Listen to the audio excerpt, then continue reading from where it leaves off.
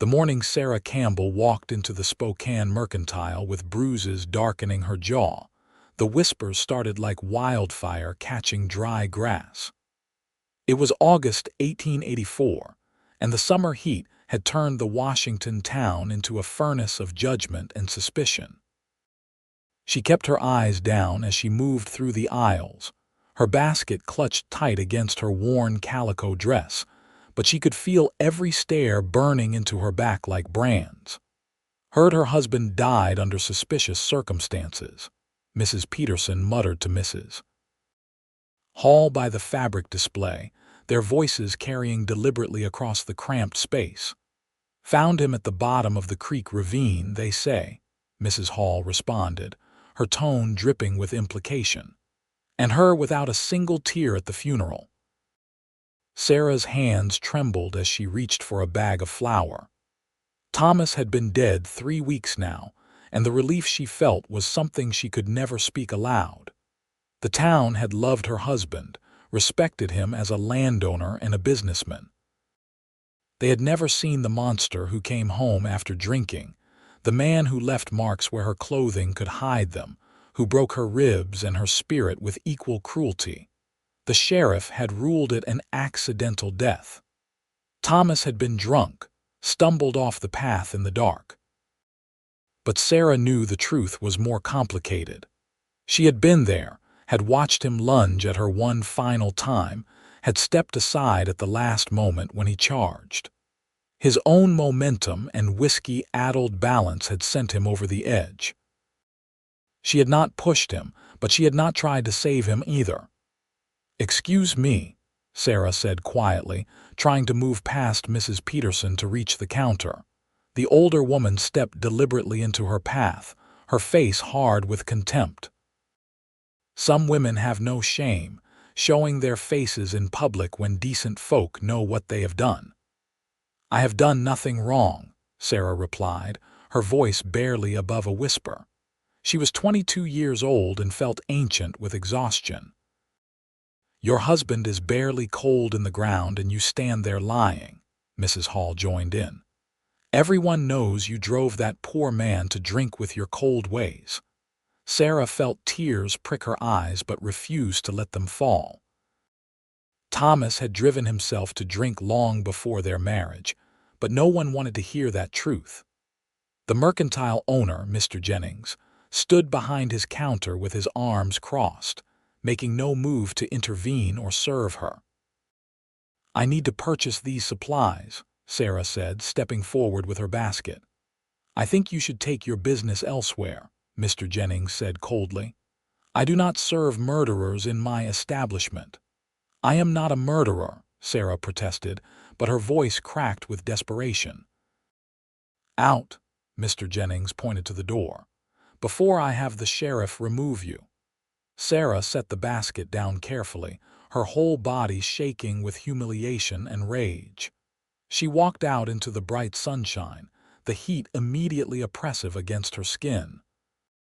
Behind her, she heard the satisfied murmurs of the women, their gossip already spinning new variations on her supposed sins. She had nowhere to go. Thomas's business partner had seized control of the ranch, claiming unpaid debts she had never known existed. The house she had lived in for 3 years was no longer hers. The small amount of money she had managed to hide away would not last more than a few weeks, and now it seemed no one in Spokane would even sell her food. Sarah walked down the dusty Main Street, past the saloon and the hotel, the blacksmith shop and the post office. Everywhere she went, people turned away or stared with open hostility. Women she had known for years pulled their children closer as she passed, as though her supposed wickedness might be contagious. By the bank, she saw Sheriff Morrison talking with a group of men. His eyes followed her with cold suspicion. He had never liked her, she realized now. Thomas had been his friend, his drinking companion. Whatever doubts the sheriff might have had about the ruling of accidental death, he clearly believed Sarah was somehow responsible. "There goes the widow," one of the men said loudly enough for her to hear. walking free while a good man lies dead. Sarah quickened her pace, her throat tight with unshed tears. She had survived 3 years of hell with Thomas, and now the whole town wanted to punish her for outliving him. The injustice of it burned like acid in her chest. She made it to the small boarding house at the edge of town where she had taken a room. Mrs. Fletcher, the proprietor, was waiting on the porch, her face set in grim lines. "Miss Campbell," the older woman said, the deliberate use of her maiden name another small cruelty. "I am afraid I must ask you to vacate your room by tomorrow morning." "Mrs. Fletcher, please," Sarah began, but the woman held up her hand. "I run a respectable establishment. I cannot have someone of your reputation staying here. It is bad for business. Where am I supposed to go?" Sarah asked, hating how small and broken her voice sounded. "That is not my concern," Mrs. Fletcher said flatly. "I want you gone by dawn." Sarah climbed the stairs to her small room on legs that felt like water. She closed the door behind her and finally let the tears come, great racking sobs that shook her whole body. She had nowhere to go, no money for a stage ticket even if another town would be any different, no family to return to. Her parents were dead, and Thomas had isolated her from the few friends she might have once claimed. She was utterly alone. That evening, as the sun began its descent toward the horizon, Sarah walked out beyond the edge of town. She could not bear to stay in that stifling room, counting down the hours until she would be thrown out into the street. She followed the creek path, the water running low and sluggish in the summer heat, until she reached the ravine where Thomas had died. She stood at the edge, looking down at the rocks below. It would be easy, she thought distantly. So easy to simply step forward and let gravity do the rest. Then the town would have their proof of her guilt, and she would finally be free of the pain that had become her constant companion. "I would not do that if I were you," a voice said behind her, making her jump and stumble. Strong hands caught her arms, pulling her back from the edge. Sarah gasped and turned to find herself looking up at a man she had never seen before. He was tall and lean, with dark hair that needed cutting and eyes the color of a summer storm. He wore the dusty clothes of a cowboy, his hat pushed back on his head, and there was a gentleness in his face that made something in her chest ache. "I was not going to jump," Sarah said automatically, though she was not entirely sure that was true. "Good," the man said, releasing her arms but not stepping away, "because that would be a terrible waste." "You do not know me," Sarah said bitterly. "You do not know what I have done." "I know you are standing at the edge of a ravine crying," the man said quietly. "And I know that whatever brought you here, it does not deserve your life." Sarah looked at him more carefully.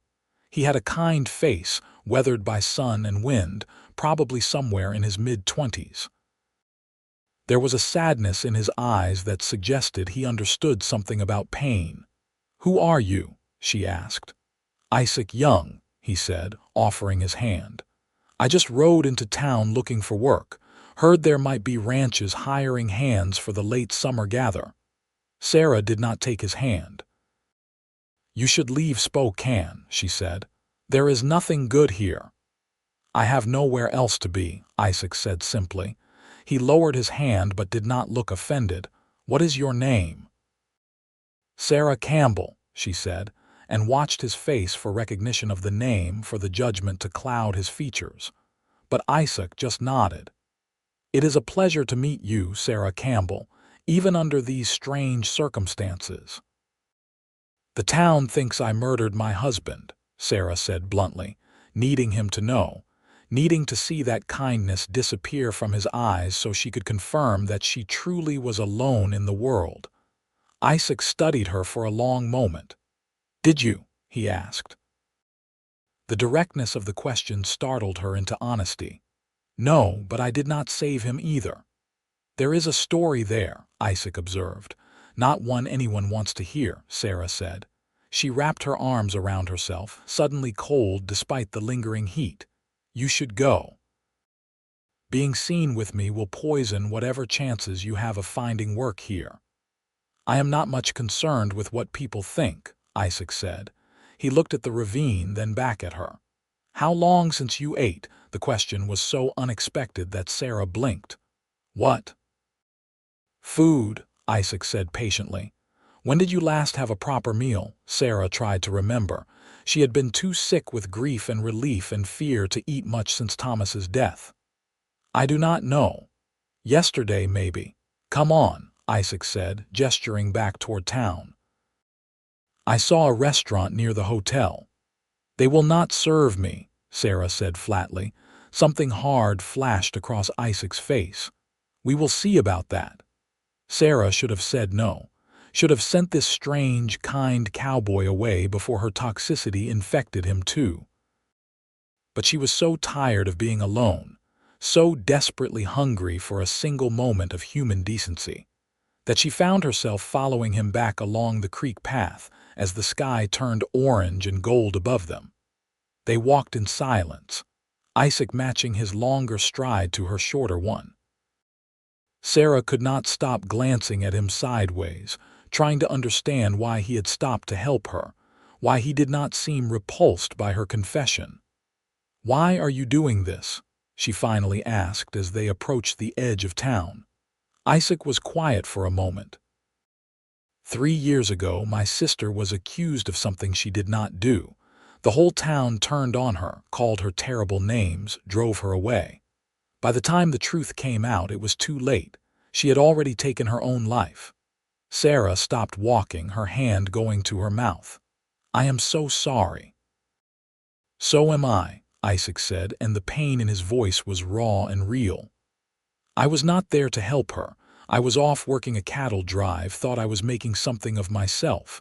When I got back, she was already gone." He looked at Sarah directly, his gray eyes intense. "I cannot bring her back. But I can make sure I do not stand by and watch another woman be destroyed by a town's judgment." "You do not even know if I am innocent," Sarah whispered. "I know what I see," Isaac said. "I see a woman who is terrified and alone and has been hurt badly enough that standing on the edge of a ravine seemed like a reasonable option. That is enough for me." They continued into town as the street lamps were being lit. Sarah felt every eye that tracked their progress down the main street, felt the weight of the town's disapproval settling heavier on her shoulders. Isaac seemed oblivious to it all, his stride confident and easy. The restaurant was attached to the hotel, a small establishment that served decent food to travelers and locals alike. When Isaac pushed open the door, the hum of conversation died immediately. Sarah wanted to turn and run, but Isaac's hand was suddenly at the small of her back, steady and reassuring.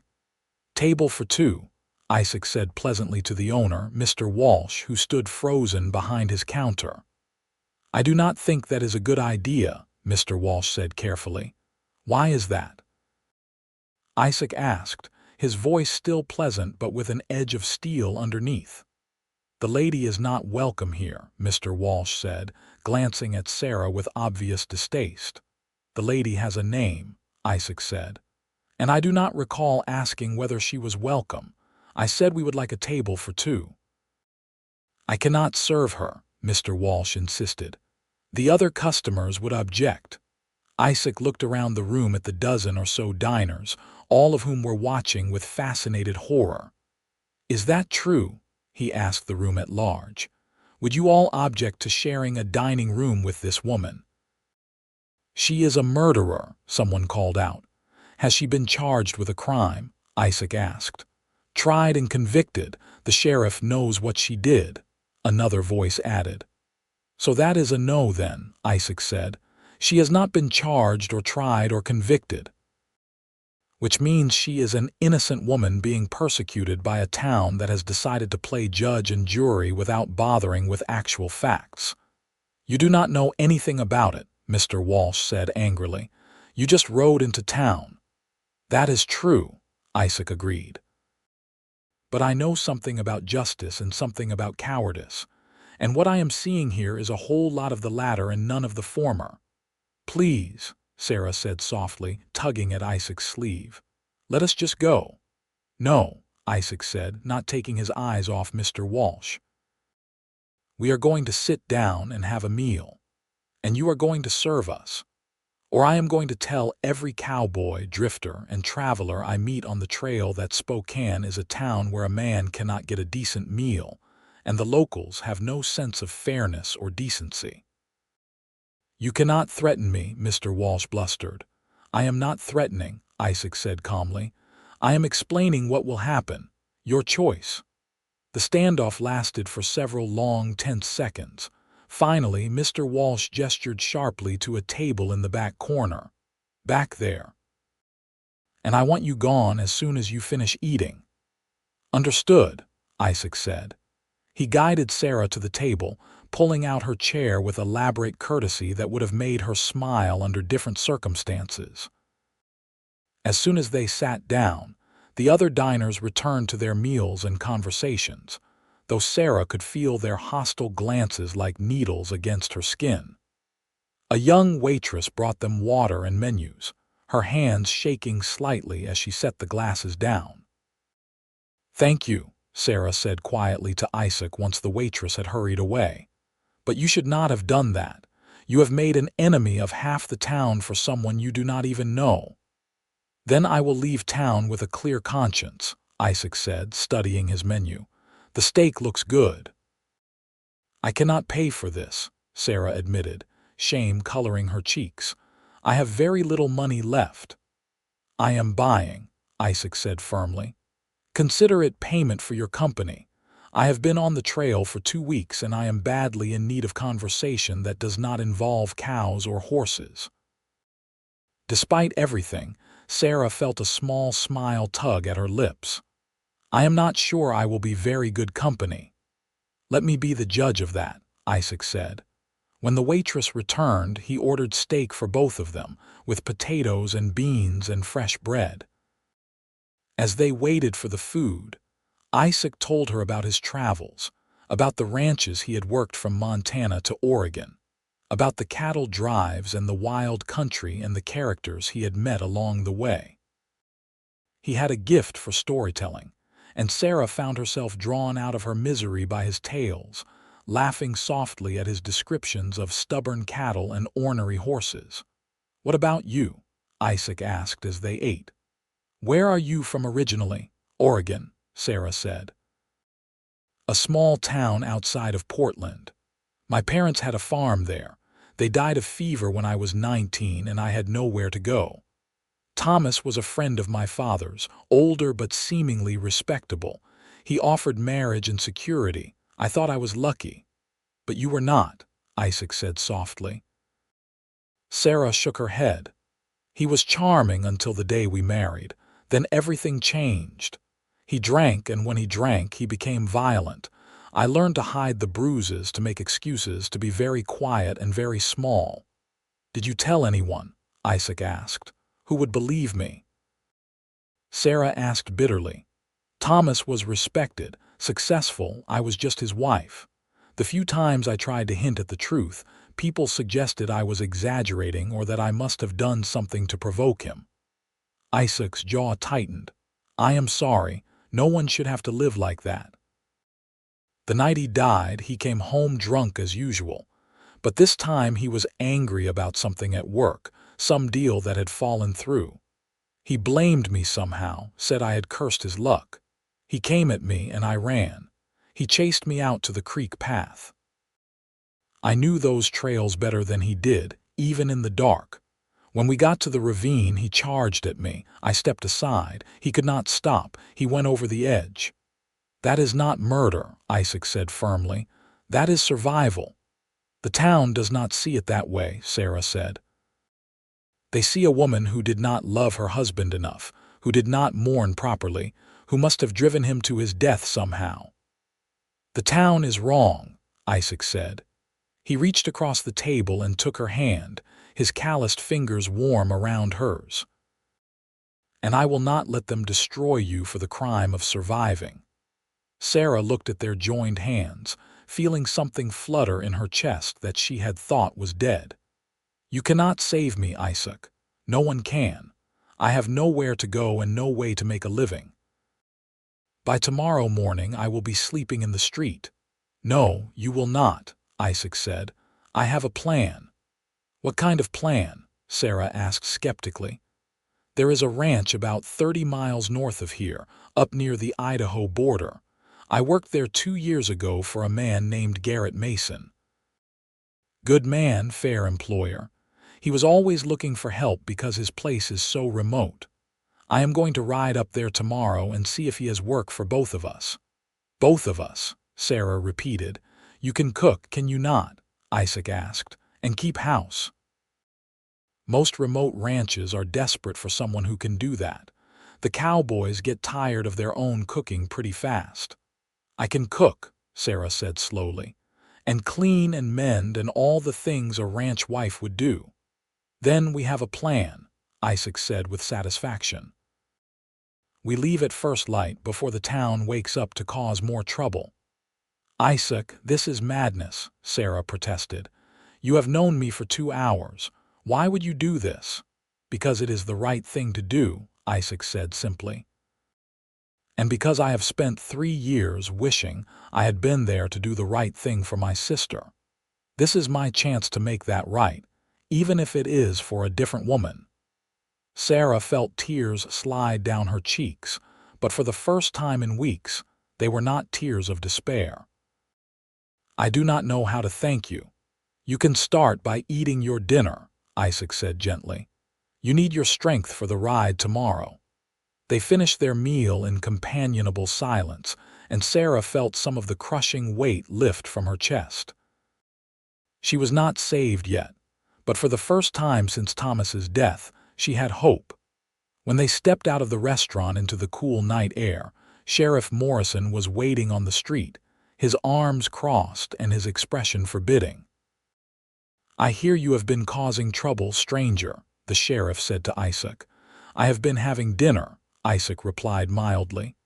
"Last I checked, that was not against the law." "The lady with you is suspected in her husband's death," Morrison said. "You might want to choose your company more carefully." "Suspected by whom?" Isaac asked. "Because as I understand it, you ruled the death accidental. Has something changed?" Morrison's face darkened. "Thomas Campbell was a friend of mine. I know his widow had something to do with his death, even if I cannot prove it." "So you are harassing an innocent woman based on a feeling," Isaac said. "That does not sound like justice to me, Sheriff." "You are walking a thin line, Cowboy," Morrison warned. "And you are abusing your authority," Isaac shot back. "If Mrs. Campbell has not been charged with a crime, then she has every right to be treated like any other citizen of this town. Or does the law not apply equally in Spokane?" "You need to leave town," Morrison said, his hand moving to rest on his gun belt. "Tonight." "We will leave when we are good and ready," Isaac said, his voice hardening. "And unless you plan to shoot me in the back on the main street in front of witnesses, I suggest you step aside." The two men stared at each other for a long, tense moment. Sarah held her breath, terrified that this kind stranger who had appeared out of nowhere was about to get himself killed for her sake. Finally, Morrison stepped back, but his eyes were full of cold promise. "You are making a big mistake, both of you. This town has a long memory." "Good," Isaac said. "Maybe they will remember this conversation when they eventually figure out what a terrible injustice they are committing." He took Sarah's arm and guided her past the sheriff, his stride steady and unhurried. Sarah did not breathe properly until they were several buildings away, and even then her hands were shaking. "You just made the sheriff your enemy," she said. "Isaac, you do not understand how dangerous that is." "I understand perfectly," Isaac said, "which is why we are leaving tonight, not tomorrow morning." "Tonight," Sarah repeated, startled. "Morrison is not going to let this go," Isaac explained. He will find some excuse to arrest one or both of us before dawn. We need to be gone before he has the chance. But I do not have a horse, Sarah said, or supplies for a journey. I have a horse and enough supplies for both of us for a few days, Isaac said. It will be uncomfortable, but we can make it work. Where are your belongings? The boarding house, Sarah said, but Mrs. Fletcher will never let me back in to get them. Then we will have to be creative, Isaac said with a grim smile. They made their way to the boarding house, keeping to the shadows. The building was dark except for a lamp burning in Mrs. Fletcher's first-floor room. Isaac studied the situation for a moment, then pointed to a window on the second floor. That one yours? He asked. Yes, Sarah whispered. But how do we get up there? Can you climb? Isaac asked. Sarah looked at the wooden trellis running up the side of the building, put there to support climbing roses that had long since died. I think so. Good. I will boost you up. You climb to your window. Gather what you need and throw it down to me, then climb back down. And if Mrs. Fletcher hears us? Sarah asked. Then we run, Isaac said simply. Fast. Sarah nodded, her heart pounding. Isaac laced his fingers together to form a step, and she placed her foot in his hands. He lifted her easily, and she grabbed the trellis, testing its strength. The wood creaked but held. She climbed as quietly as she could, her skirts tangling around her legs. The window to her room was unlocked, and she pushed it open and tumbled inside. Her belongings were few and quickly gathered. 2 changes of clothing, a few personal items from her parents, the small bundle of money she had hidden in her mattress. She wrapped everything in a shawl and leaned out the window. Isaac was waiting below, his arms outstretched.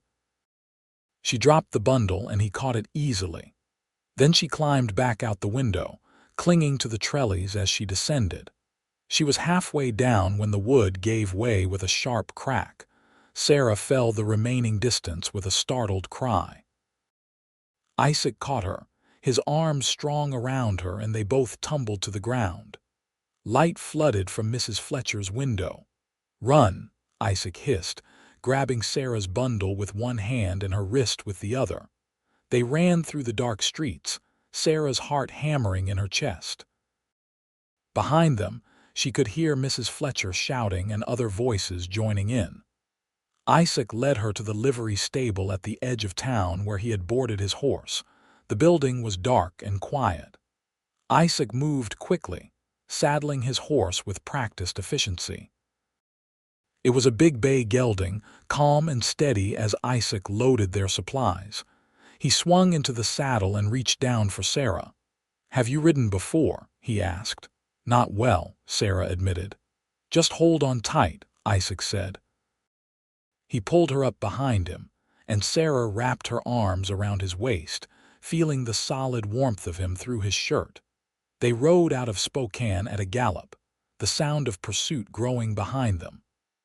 Isaac guided the horse expertly through the darkness, following trails Sarah could barely see. The cool night air whipped past them, and Sarah pressed her face against Isaac's back, holding on for dear life.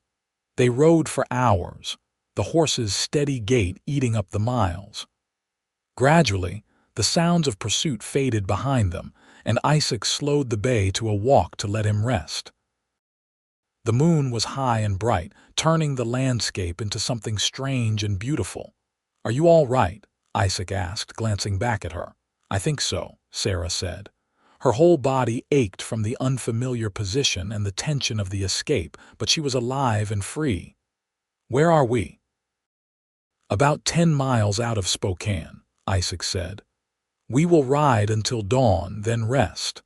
By the time anyone figures out which direction we went, we will be too far ahead to catch." Sarah tightened her arms around him, suddenly overwhelmed with gratitude and something else, something warmer that she was afraid to name. "Thank you," she whispered, "for everything." "Thank me when we get to the ranch," Isaac said, but she could hear the smile in his voice. They rode through the rest of the night, stopping only occasionally to rest the horse. Sarah dozed against Isaac's back, lulled by the steady rhythm of the horse's movement and the warmth of the man in front of her. It felt impossibly safe, impossibly right, even though she barely knew him. Dawn was painting the sky pink and gold when Isaac finally stopped near a small creek surrounded by cottonwood trees. He dismounted and helped Sarah down, his hands strong and careful on her waist. Her legs were so stiff she nearly fell, but Isaac steadied her. "Easy," he said. "Give yourself a minute to get your land legs back." While Sarah stretched her protesting muscles, Isaac tended to the horse, letting him drink from the creek and rubbing him down. Then he pulled out supplies from his saddlebags, jerky, hardtack, and a canteen of water. They sat by the creek as the sun climbed higher, eating breakfast in comfortable silence. Sarah watched Isaac, studying the planes of his face in the golden light. He had risked everything for her, a stranger, based on nothing more than a belief that it was the right thing to do. She had never met anyone like him. "Tell me about your sister," Sarah said softly. Isaac was quiet for a long moment, staring at the water. "Her name was Catherine. She was 2 years younger than me, sweet and kind and trusting. When she was 19, she fell in love with a man who promised to marry her. He got her with child and then disappeared, claimed he had never made any such promise. The town turned on her, called her terrible names. Our parents were already dead and I was away working. She had no one." "What happened?" Sarah asked gently. "She drowned herself in a river," Isaac said, his voice rough with old pain. "Left a letter saying she could not bear the shame anymore. 6 months later, the man came back to town, drunk and boasting about how he had fooled some stupid girl. By then it was too late, she was gone." "I am so sorry," Sarah said, her own eyes wet with tears for a girl she had never known.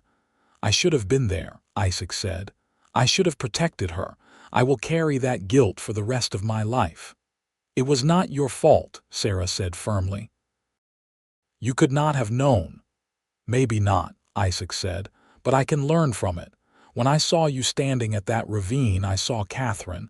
I could not let history repeat itself." Sarah reached out and took his hand, lacing her fingers through his.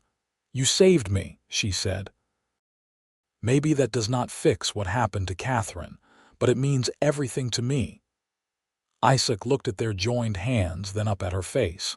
Something passed between them, a connection that went deeper than gratitude or shared pain. For a moment, Sarah thought he might kiss her, and she realized with a start that she wanted him to. But Isaac pulled back, clearing his throat. "We should rest for a few hours," he said. "We still have 20 miles to cover and we need to pace ourselves." Sarah nodded, trying to hide her disappointment. She lay down in the shade of the cottonwoods, using her bundled belongings as a pillow.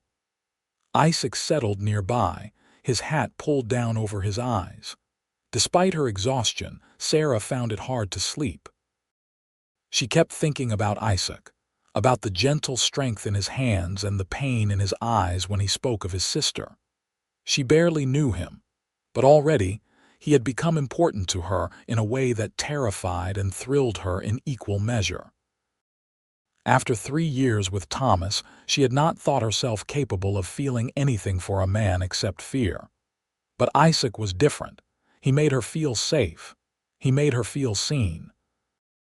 When she finally slept, she dreamed of riding through endless grasslands, held safe in strong arms, chasing a horizon that promised freedom and hope. They woke in the early afternoon and continued north. The landscape changed gradually, becoming more rugged and forested as they approached the Idaho border. Isaac pointed out landmarks, telling her about the country they were passing through. He had spent years roaming these lands, working ranches and cattle drives, and he knew every trail and water source. "Mason's ranch is in a valley between 2 ridges," Isaac explained as they rode. "Beautiful country, but isolated. That is why he has trouble keeping help. Most cowboys want to be closer to town, where they can spend their wages on whiskey and poker. But you went back, Sarah observed. I like the quiet, Isaac said. And Mason is a good man to work for. Fair wages, decent food, respects his men. That is worth more than easy access to a saloon. As the sun began to sink toward the horizon, they crested a ridge and Sarah saw the valley spread out below them. It was beautiful, a sweep of grassland dotted with cattle, bordered by pine-covered hills. A ranch house and several outbuildings sat near a creek, smoke rising from the chimney. There it is, Isaac said with satisfaction. Mason Ranch. They rode down into the valley as the last light faded from the sky. Dogs barked as they approached, and a man emerged from the barn, rifle in hand. When he saw Isaac, his stern expression melted into a grin. "Isaac Young, you old dog," the man called out. "I thought you were dead." "Not yet, Garrett," Isaac replied, swinging down from his horse, "though I came close a few times." Garrett Mason was a man in his early 50s, with gray threading through his dark hair and weathered features that spoke of decades working under the sun. His eyes were sharp but kind, and when he saw Sarah, they filled with curiosity rather than judgment. "Who is the lady?" Garrett asked. "This is Sarah Campbell," Isaac said, helping her dismount. "She is in need of work and a safe place to stay. I was hoping you might have room for both of us." Garrett studied them both for a long moment. "There is a story here," he observed. "A long one," Isaac agreed. "One I would be happy to tell over supper, if you are willing to listen." "I am always willing to listen before I make judgments," Garrett said. He gestured toward the house. "Come inside. My wife, Mary, will want to meet you." The ranch house was warm and welcoming, with sturdy furniture and colorful rugs on the wooden floors. A woman emerged from the kitchen, wiping her hands on her apron. She was younger than Garrett, probably in her early 40s, with kind eyes and a ready smile. "We have guests, Mary," Garrett announced. "Isaac Young has returned, and he has brought a lady in need of help." Mary looked at Sarah with immediate sympathy. "You look exhausted, dear. Come sit down, I will get you some tea." They sat at the big kitchen table, and Isaac told the whole story, leaving nothing out. Sarah sat silent, her hands wrapped around a cup of hot tea, as Isaac described the town's treatment of her, the sheriff's threats, and their midnight escape from Spokane. When he finished, Garrett and Mary were both silent for a moment. Then Mary reached out and took Sarah's hand. "You poor girl," she said softly, "what you must have suffered." "I do not expect you to believe me," Sarah said quietly. "I know how the story sounds." "I believe you," Mary said firmly. "I knew a woman once who lived with a violent husband. She hid it well, but I saw the bruises. When she finally left him, the town called her every terrible name you can imagine, made her out to be the villain while he played the victim. I know how this story goes." "We could use help at the ranch," Garrett said thoughtfully. "I have 3 cowboys working for me right now, good men but terrible cooks. Mary does her best, but she has her hands full managing the house and the chickens and the garden. If you can cook for a crew and help Mary with the housework, we can offer you room and board plus wages." "I can cook," Sarah said eagerly. "And I am a hard worker, I promise. And Isaac," Garrett continued, "I can always use another good hand. The wages are not much, but the work is steady." "That is all I need," Isaac said. "Then it is settled," Garrett said, slapping the table. "Welcome to Mason Ranch. Mary will show you to the guest room, Sarah. Isaac, you can bunk with the other hands in the bunkhouse." Mary led Sarah upstairs to a small but clean room with a real bed and a window overlooking the valley. After weeks of fear and uncertainty, the simple kindness of these strangers was almost too much to bear. "Thank you," Sarah said, her voice thick with emotion. "I do not know how to repay you for this." No need for repayment, Mary said gently. We help each other out here. That is how we survive. She paused at the door. That Isaac is a good man. I can see the way he looks at you. Sarah felt her cheeks heat. We barely know each other. Sometimes that is how the best love stories start, Mary said with a knowing smile. Get some rest, dear. Tomorrow is a new beginning.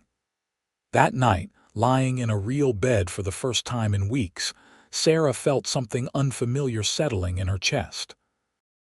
It took her a long moment to recognize it as peace.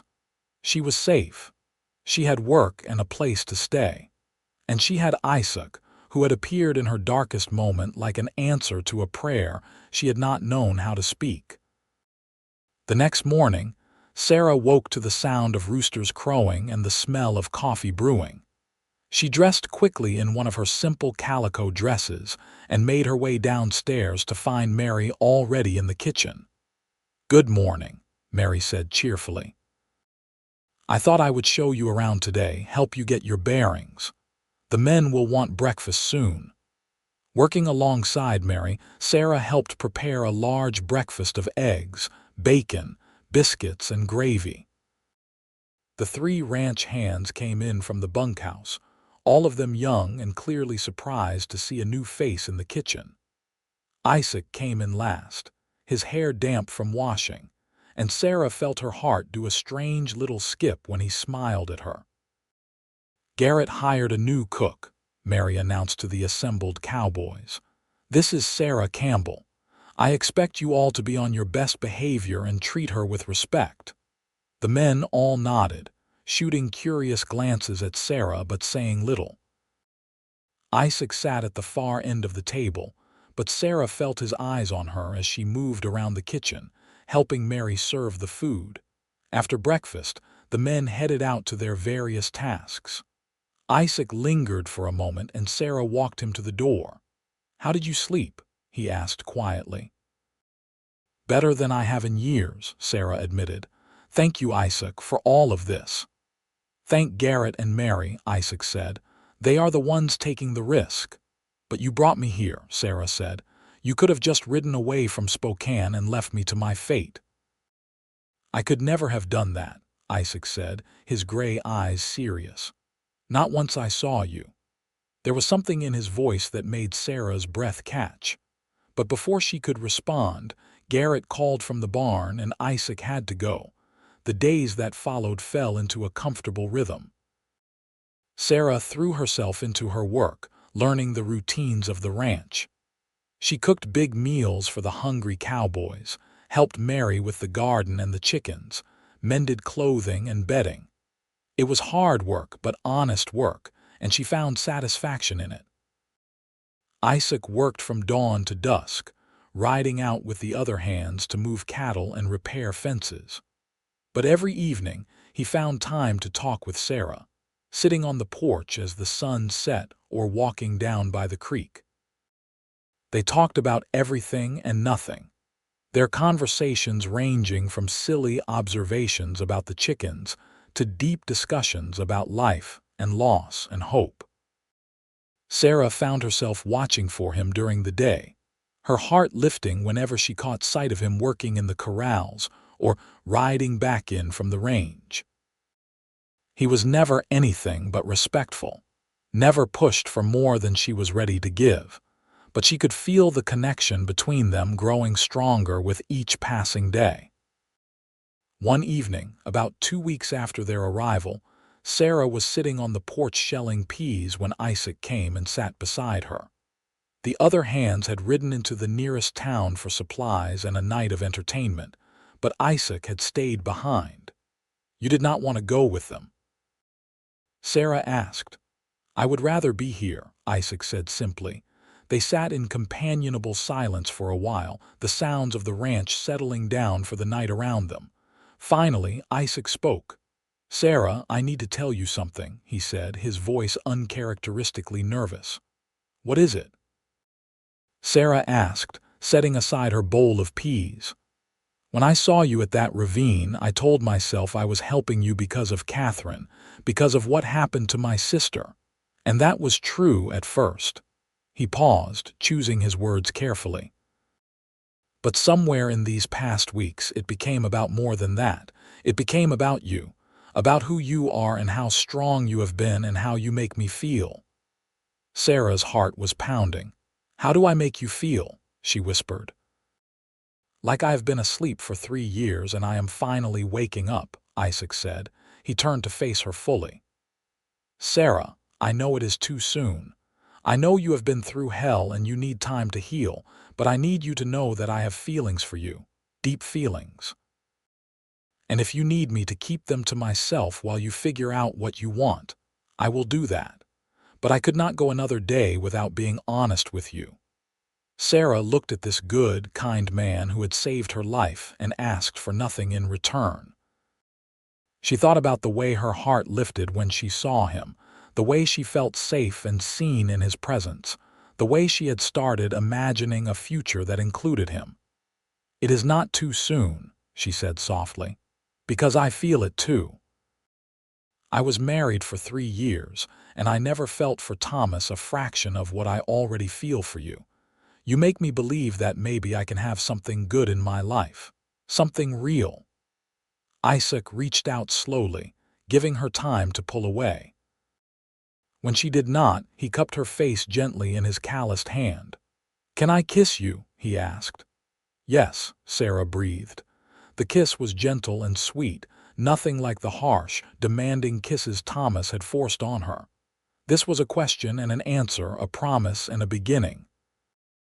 Sarah felt tears slide down her cheeks, but they were good tears, healing tears. When they pulled apart, Isaac wiped the tears away with his thumb.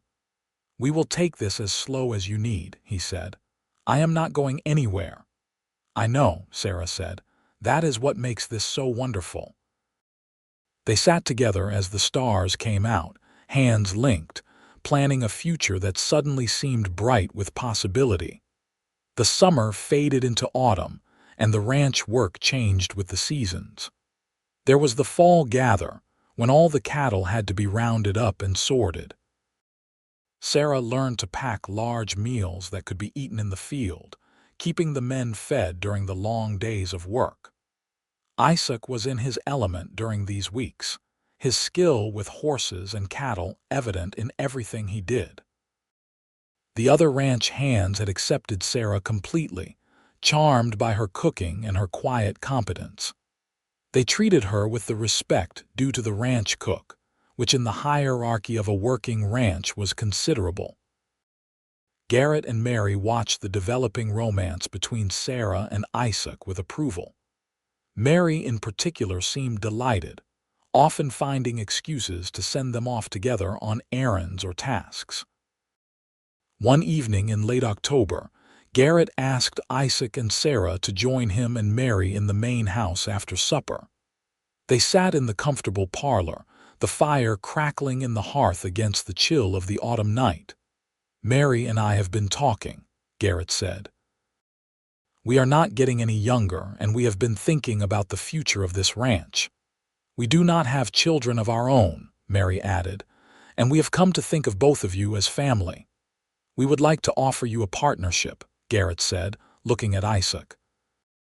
"You know ranching, and you work harder than any man I have ever hired. With you helping to run things, we could expand, maybe buy some of the land to the north." Isaac looked stunned. "Garrett, I do not know what to say. That is incredibly generous." "You have earned it," Garrett said firmly. "And Sarah, we would like you to continue managing the house and the kitchen. We will draw up papers making you both partners in the ranch, equal shares with me and Mary." Sarah could barely speak. "Why would you do this for us?" she finally managed. "Because you are good people who deserve a chance," Mary said simply, "and because we trust you, both of you." Isaac looked at Sarah, his eyes asking a silent question. She nodded, her heart full to bursting. "We accept," Isaac said, "and we are honored beyond words." "Good," Garrett said with satisfaction. "We will go to town next week and make it legal." After Garrett and Mary had gone to bed, Isaac and Sarah walked out into the cool night air. The stars were brilliant overhead, a vast sweep of light across the dark sky. "A partnership in the ranch," Sarah said wonderingly. "A real home, a real future. I never dreamed any of this was possible." "Neither did I," Isaac admitted. He pulled her close, and she rested her head against his chest, listening to the steady beat of his heart. "Sarah, I know we said we would take things slow, but I need to ask you something." "What is it?" Sarah asked, looking up at him. "Marry me," Isaac said. "Not because you need protection or security. You have that now, regardless of what you decide. Marry me because I love you with everything I am. Because you are the strongest, bravest, most amazing woman I have ever known. Because I want to spend every day for the rest of my life making you as happy as you make me." Sarah felt tears streaming down her face, but she was smiling through them. "Yes," she said. "Yes, I will marry you. I love you, Isaac. You gave me back my life, and I want to spend all of it with you." Isaac kissed her then, deep and thorough, and Sarah felt any last shadow of her past life with Thomas finally dissolve. This was real. This was right. This was the love she had never known was possible. They were married a month later in a simple ceremony at the ranch, with Garrett and Mary as witnesses, and the ranch hands looking on. Sarah wore a new dress that Mary had helped her sew, a deep blue that matched Isaac's eyes. She had never felt more beautiful or more loved. The winter that followed was one of the happiest times of Sarah's life. She and Isaac moved into a small house that Garrett helped them build on the northern edge of the ranch property. It was modest but sturdy, with a good fireplace and windows that looked out over the valley. They spent the long winter evenings planning improvements to the ranch, talking about their dreams, learning the intimate rhythms of married life. Isaac was everything Thomas had not been: gentle, considerate, passionate, but never demanding. He made Sarah feel cherished and desired in ways that healed wounds she had not known how to name. With him, she learned that physical intimacy could be joyful rather than frightening, that marriage could be a partnership of equals rather than a prison. Spring brought new life to the ranch. The cattle had new calves, the garden began to sprout, and Sarah discovered she was pregnant. When she told Isaac, he picked her up and spun her around, his face alight with joy. "A baby," he said wonderingly. "Our baby." "Are you happy?" Sarah asked, though she could see the answer in his eyes. "Happy does not even begin to cover it," Isaac said. He knelt down and pressed a kiss to her still flat stomach. "Hello in there, little one. I am your father, and I already love you more than I thought possible." Sarah ran her fingers through his dark hair, overcome with emotion. After everything she had been through, she was going to be a mother. She was going to bring a child into a home filled with love and safety. It felt like a miracle. The pregnancy was easy, and Sarah continued to work throughout the summer and early autumn, though Mary and Isaac both fussed over her constantly. The ranch was thriving under the new partnership, with new cattle purchased and more land leased for grazing. In November, as the first snow began to fall, Sarah went into labor. Mary and the doctor from the nearest town, a full day's ride away, helped her through the long night. Isaac paced outside, refusing to leave even when Garrett tried to distract him with work.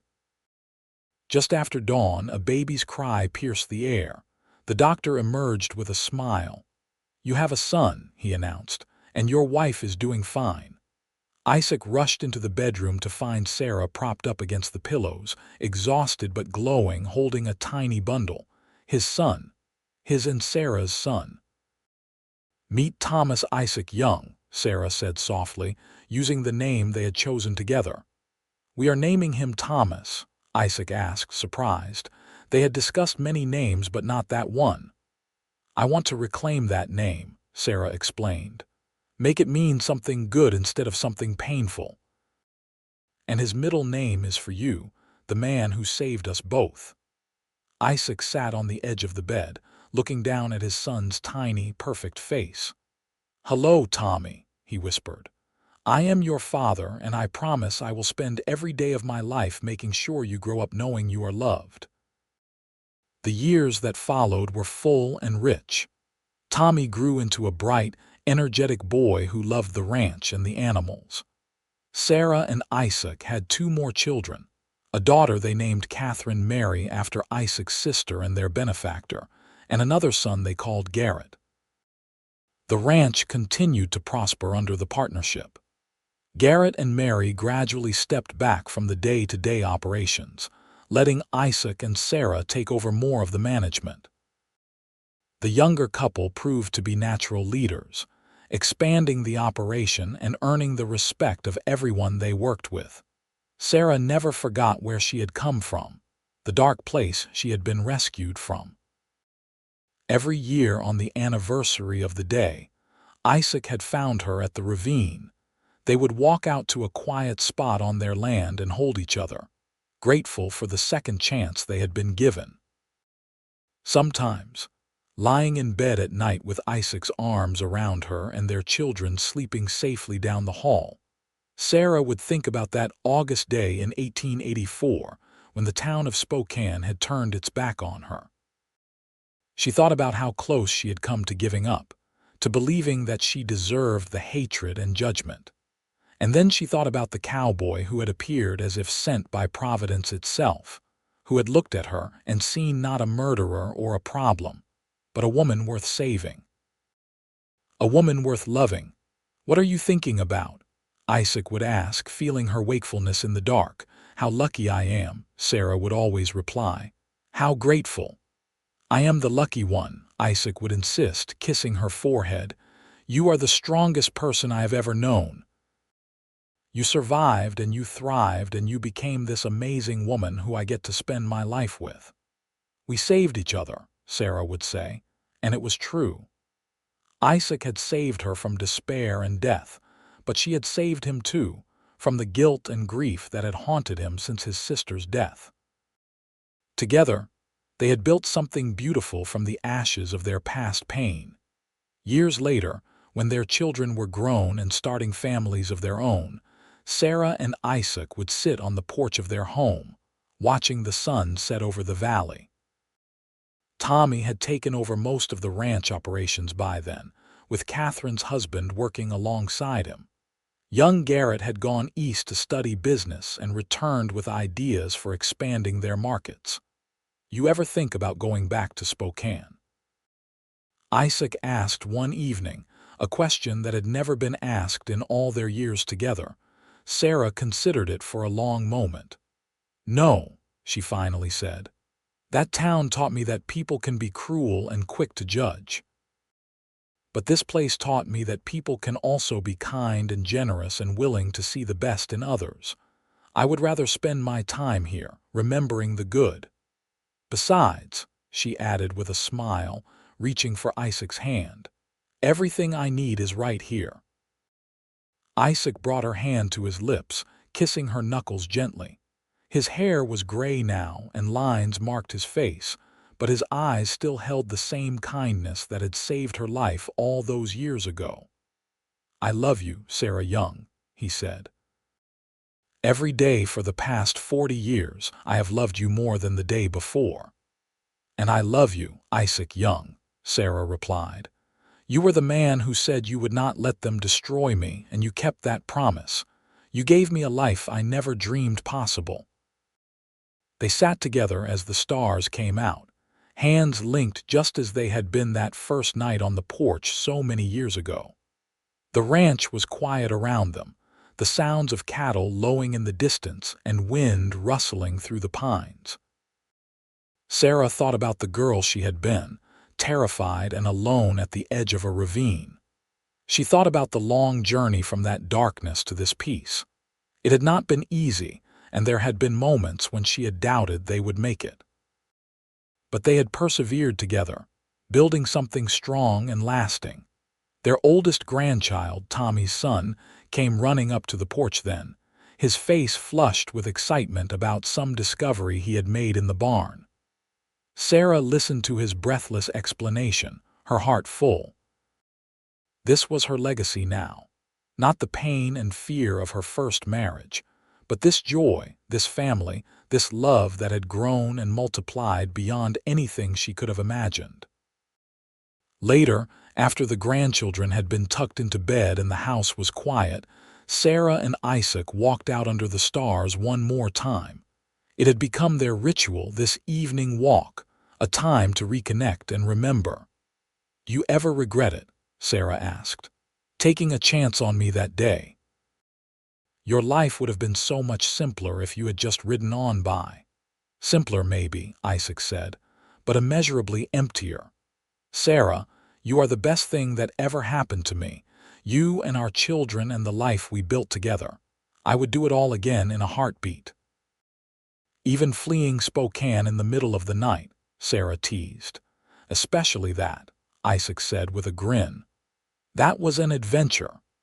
They stood together looking out over the land that was now theirs, the legacy they would pass on to their children and grandchildren. It was more than just property or cattle or buildings. It was proof that love could triumph over hatred, that kindness could overcome cruelty, that two broken people could find each other and build something whole. "Thank you," Sarah said softly, "for seeing me when everyone else looked away.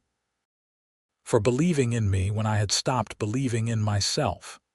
"Thank you," Isaac replied, pulling her close. "For trusting me, for loving me, for giving me a reason to be the man I always wanted to be." As they walked back to the house, arms around each other, Sarah felt a profound sense of gratitude wash over her. The town of Spokane had turned its back on her in her darkest hour, had tried to destroy her with judgment and hatred. But Isaac Young had stepped forward and said he would not let them do it. And in saving her, he had saved himself. Their love story had been born in desperation and fear, but it had grown into something beautiful and enduring. They had faced every challenge together, from building a ranch in remote territory to raising 3 children to navigating the complexities of partnership and family. Through it all, their love had been the foundation, steady and true. Now, in the twilight of their lives, they could look back with satisfaction at what they had created. Not just a successful ranch or a large family, but a legacy of love that would continue for generations. Their grandchildren would grow up knowing that love was possible, that redemption was real, that one person's kindness could change the entire trajectory of a life. Sarah fell asleep that night in Isaac's arms, as she had every night for 40 years. And if she dreamed, it was not of dark ravines or hostile towns, but of summer sunsets and laughing children, of strong hands holding hers and gray eyes that still looked at her with wonder. The cowboy had saved her, but together they had built something far greater than mere survival. They had built a life worth living, a love worth celebrating, a story worth telling. And as the stars wheeled overhead and the ranch settled into peaceful silence, their story continued, woven into the land itself, a testament to the transformative power of love and the courage to choose compassion over judgment.